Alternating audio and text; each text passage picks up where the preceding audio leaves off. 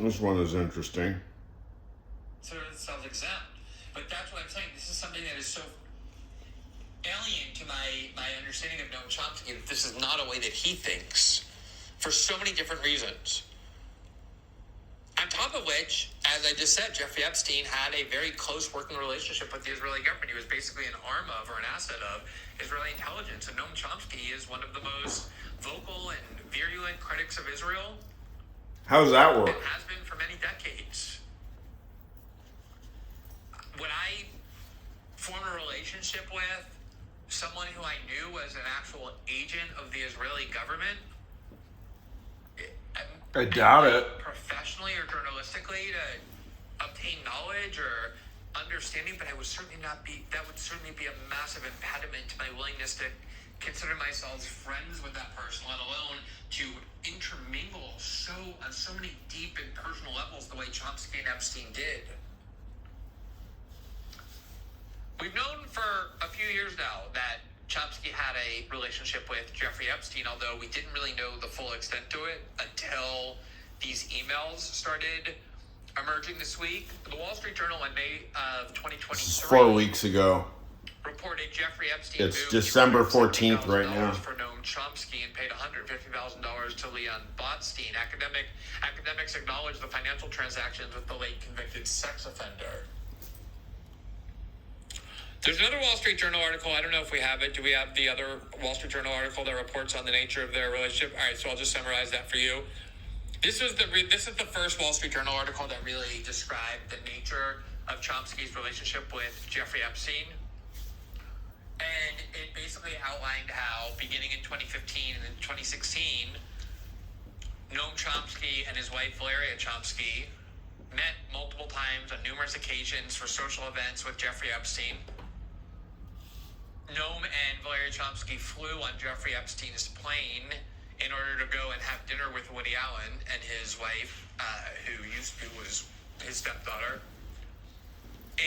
And Dear Higginbotham, what do we do? Engage in other kinds of social interactions as well, on top of the financial involvement that apparently Chomsky was using Jeffrey Epstein for managing his finances of some kind. And when asked about the relationship that Noam Chomsky had with Jeffrey Epstein, Chomsky was extremely defiant, as is his right. He basically said, it's none of your business. I don't have to account to you for who I'm friends with. He said, and then when asked about the Woody Allen dinner, he said, why should I have to I'm not aware of the principle that compels me to tell the Wall Street Journal when I have a dinner with a great artist, meaning Woody Allen. And then he cited that principle I described earlier, which of course is embedded in law, that once somebody is convicted of a crime and serves their sentence, they get what Chomsky called a, quote, clean slate, meaning that doesn't factor in at all to my calculus of how I judge Jeffrey Epstein. Among the emails that were released were emails that were quite friendly and chatty between Chomsky. It doesn't sound very Kantian to me. I mean, the two of them, November. I understand the argument, but it's a little weaselly, don't you think? And here you have Valeria saying to Jeffrey Epstein, quote, I knew even before the primaries, announced in meetings, lunches, and dinners just to receive a look of contempt and disbelief. Now I want my position as a political analyst, preferably in the White House, which I presume is a joke referring to the fact that she claims she anticipated Trump's victory. And then she adds, once you asked me who I would like to see talking to Noam, here's a guy, can you arrange it? He could make good use of Noam's advices. And then Epstein, we called it, please note. So there's, clearly a friendly social relationship. Here is a letter that Chomsky wrote to Universal Grammar.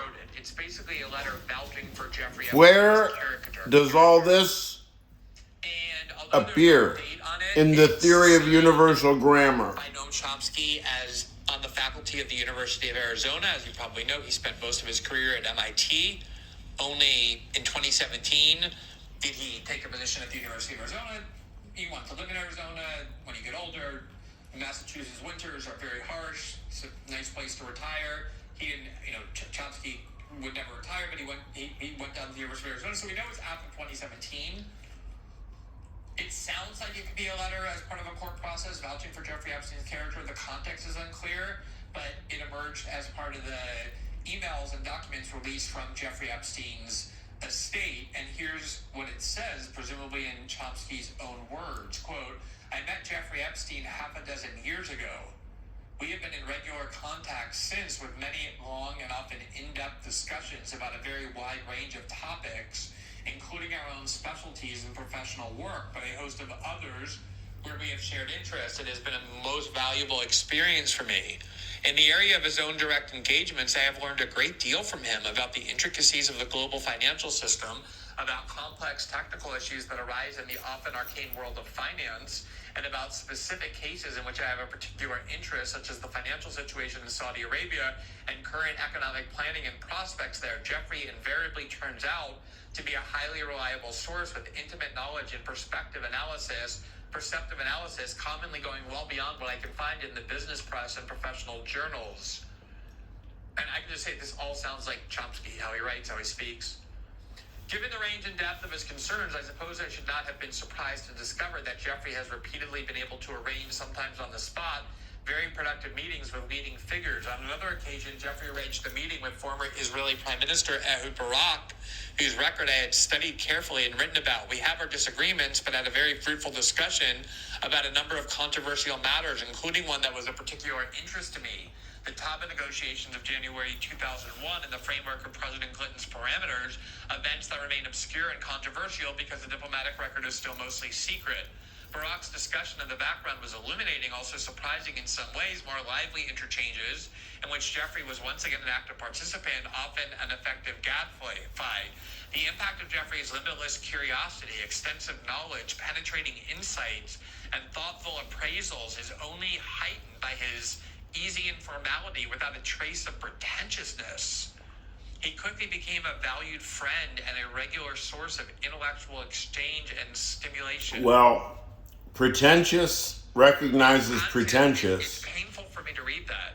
As I normal. have to admit. And again, it's because of my admiration for Chomsky, the influence he's had on me, my friendship with him.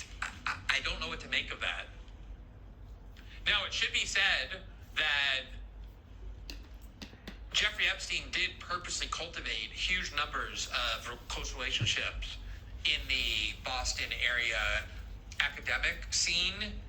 He donated massive amounts to Harvard University when Larry Summers was its president, and these emails show an extremely close and often warped and even demented relationship and discourse he had with Larry Summers throughout the years. Larry Summers being a very high-ranking Clinton official and Democratic Party advisor, formerly the president of Harvard, who maintained a very close relationship with Jeffrey Epstein. He funded academics at MIT and Harvard, including Bill Ackman's wife, funded a project for her.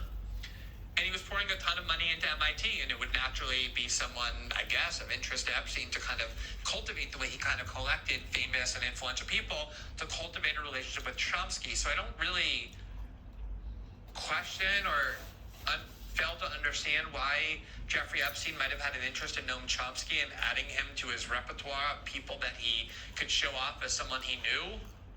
Kind of like being the matchmaker. You know, hey, Chomsky, I could put you in touch with the former Israeli Prime Minister, Baruch, and Baruch, I could put you in touch with Noam Chomsky.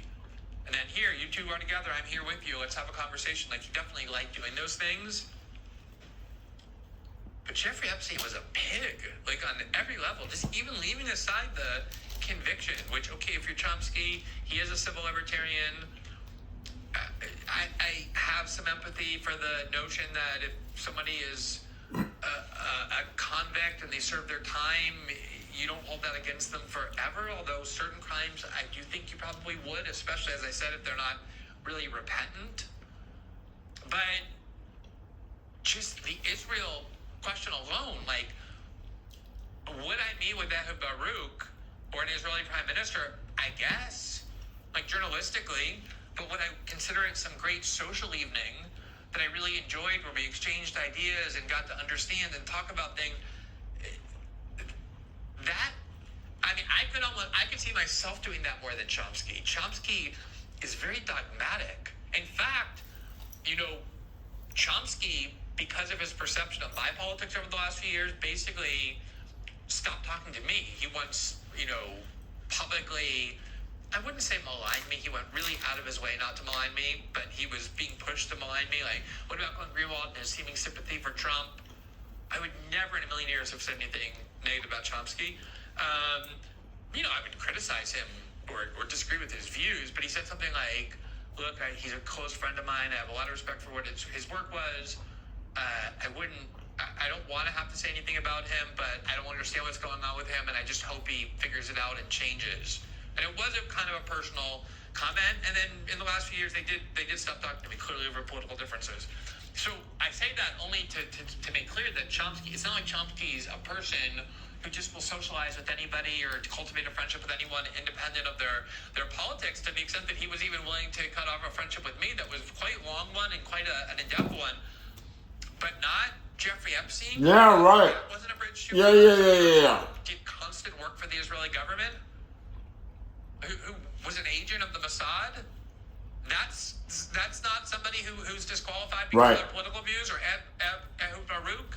Exactly. That's what I find so difficult to reconcile. And it must just be, Chomsky is human, and we all have these temptations of money and power and the allure that it presents. It's not the case that Chomsky is typically sought after by members of this global elite. Again, he's certainly someone very influential. He has a lot of friends who are, like Lula, but not this kind of global elite. So maybe he was dazzled by Jeffrey Epstein's interest in him, or he had a lot of institutional loyalty to MIT. Maybe Jeffrey Epstein's pouring money to MIT. Who knows? I don't know what to make of it. I'm just saying it must be the case that Jeffrey Epstein had some sort of interpersonal skills that were quite exceptional, given the number of extremely influential people you wouldn't think would need. See, that's the thing.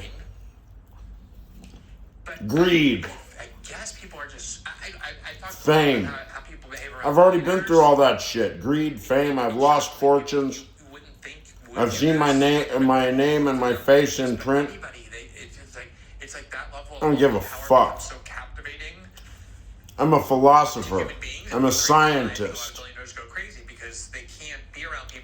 Philosophers and scientists, Dr. Chomsky, belong sitting in a classroom, listening to what teachers teach them, not expounding empty theories that end in associations with dubious individuals. Would make you think that he would be immune to that kind of